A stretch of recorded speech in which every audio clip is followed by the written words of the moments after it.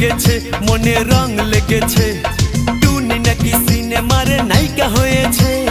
রং লেগেছে টুনির রং লেগেছে টুনি নাকি সিনেমার নায়িকা হয়েছে সেই ছবিতে নায়ক নাকি থাকবে সাকিব খান ছবিটার নাম নাকি তুমি আমার জান টুনির জ্বালায় এবার আমার যাবে রে প্রাণ রং লেগেছে মনে রং লেগেছে টুনি নাকি সিনেমার নায়িকা হয়েছে